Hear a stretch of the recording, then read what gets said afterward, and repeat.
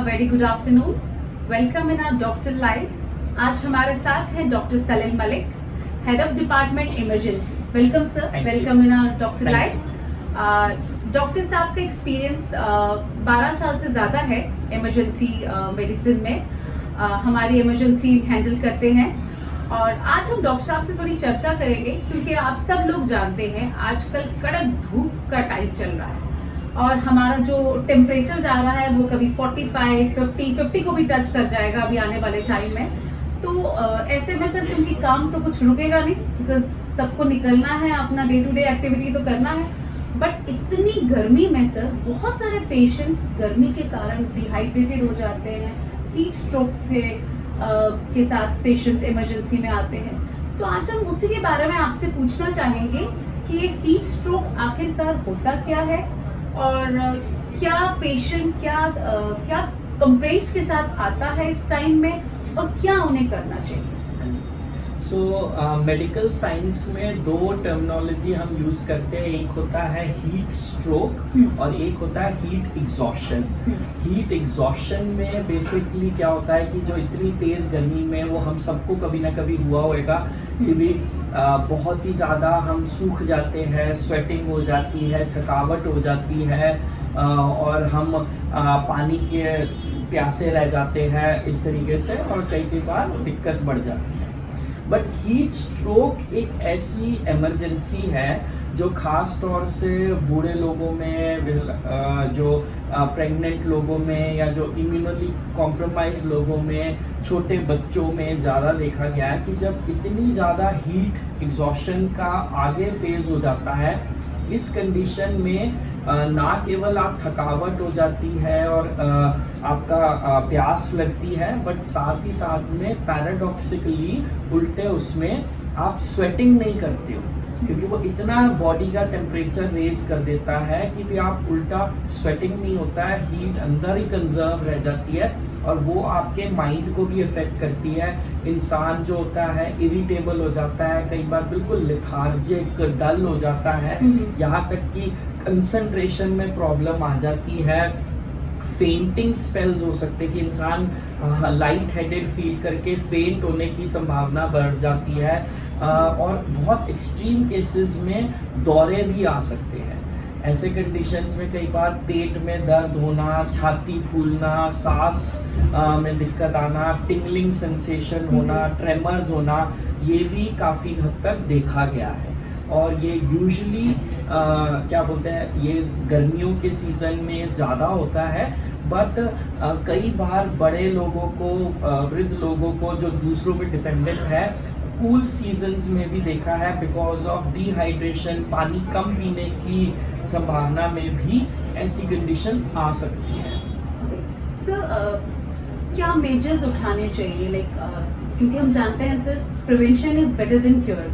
सो अगर उस स्टेज पे हम ना पहुंचे तो ज़्यादा अच्छी बात होगी. सो अगर आप हमारे व्यूअर्स कुछ प्रिवेंशंस के बारे में बताएं तो.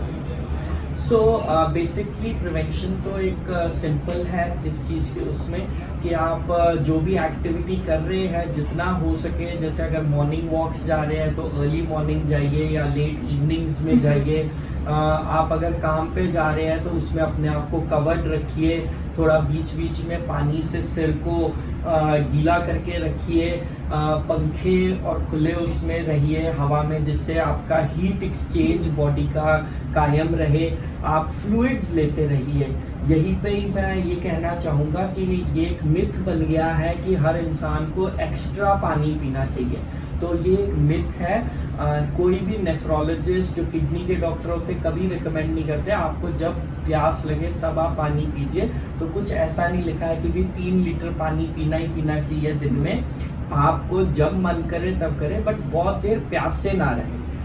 साथ ही साथ में कभी अगर किसी को ऐसा हीट एग्जॉशन या कुछ ऐसी दिक्कत होए तो सिंपल सी चीज़ है कि आप बटन खोल दीजिए, थोड़े से हवा वाली जगह पे बैठिए और बहुत इम्पोर्टेंट है पट्टी करिए सिर पे, बाजू पे, पेट पे, पैरों पे खुलकर बैठिए, पानी दीजिए.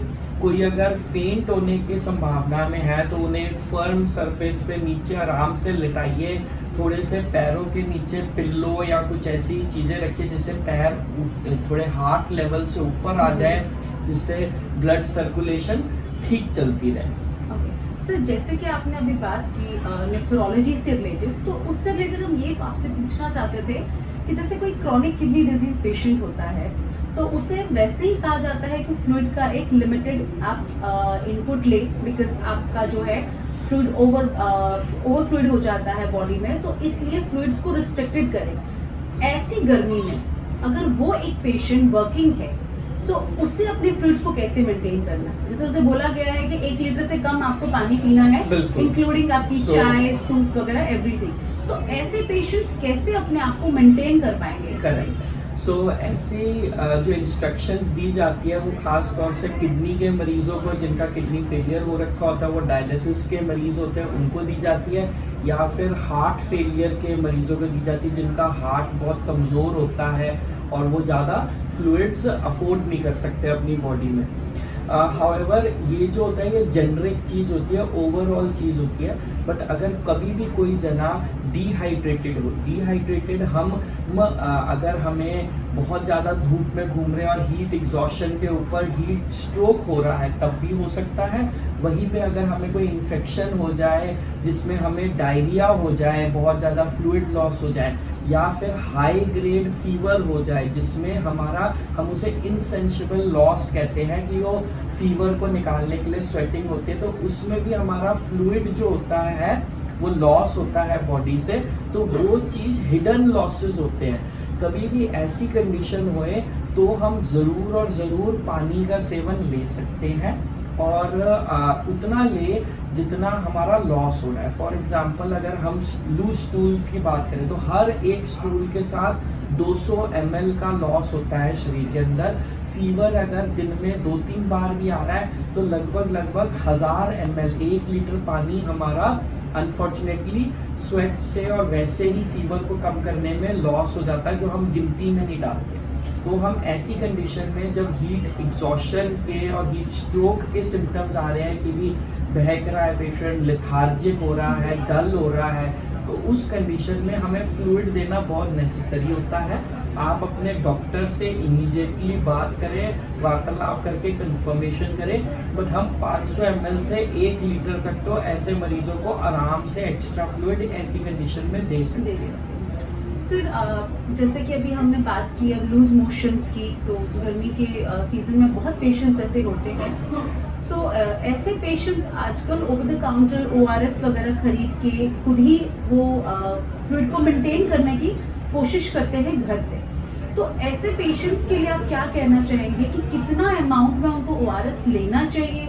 कि आप, बिकॉज आई थिंक ओवरडोज से भी कुछ ना कुछ दिक्कत तो होती होगी कि अगर वो अननेसेसरी ओवर में लिए जा रहे हैं उस चीज़ को मेंटेन करने के बदले। सो हम बल्कि इसका उल्टा देखते हैं कि भी लोग ORS नहीं लेते हैं और क्या होता है शिकंजी बना लेंगे, रुअफ़ज़ा बना लेंगे, चाय ले लेंगे। तो इन रियलिटी जो लोग ऐसे इतने ज़्यादा डिहाइड्रेटेड होते हैं उसमें सॉल्ट का भी लॉस होता है बॉडी से। तो साथ ही साथ में लूज मोशन में जब हम ORS देते हैं तो ORS मेन चीज़ है। ORS होता है ओरल रिहाइड्रेशन सोल्यूशन।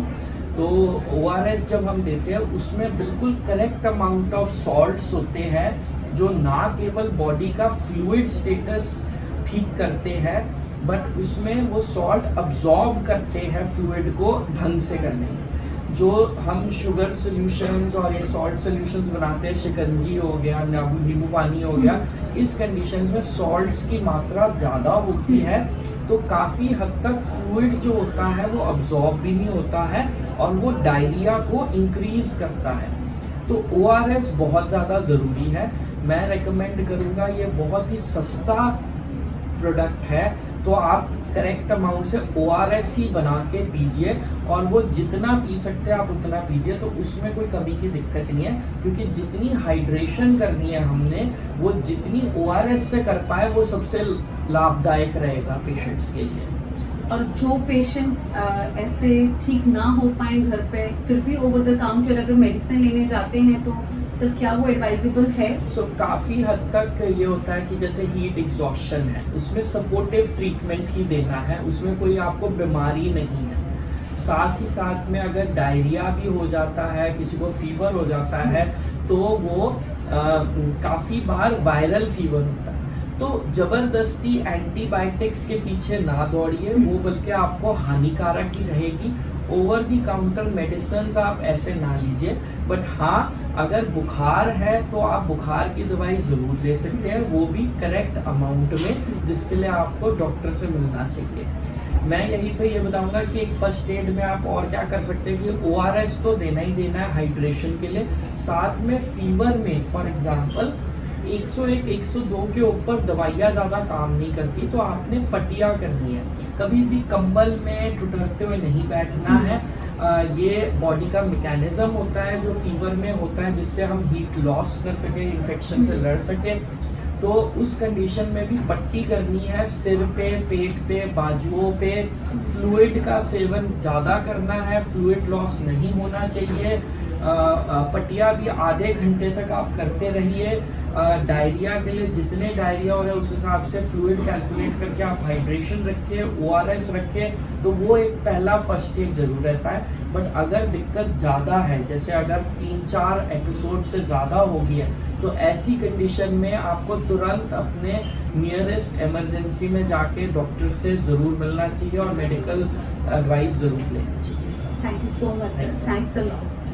तो देखा आपने डॉक्टर साहब ने कितने साफ शब्दों में हमें बताया कि हीट स्ट्रोक क्या है और हीट एग्जॉशन क्या है, और डायरिया में हमें क्या करना चाहिए, क्या इमरजेंसी मेजर्स लेने चाहिए, फ्लूइड को कैसे बैलेंस करना चाहिए, और कितना ज़रूरी है इस गर्मी में फ्लूइड को बैलेंस करना। इसके रिगार्डिंग अगर आपकी कोई भी क्वेरीज है तो प्लीज़ आप हमारे कमेंट बॉक्स में अपना क्वेश्चन ज़रूर लिखें, अपना फ़ोन नंबर लिखें। हम खुद आपको कॉल करके आपकी क्वेरीज का आंसर देंगे। बाकी आपकी इमरजेंसी सर्विसेज के लिए डॉक्टर साहब फेलिक्स हॉस्पिटल में अवेलेबल होते हैं। आप कभी भी किसी भी टाइम यहाँ पर आ सकते हैं और आपको आपकी हर प्रॉब्लम का सोल्यूशन मिल जाएगा। Thank you so much.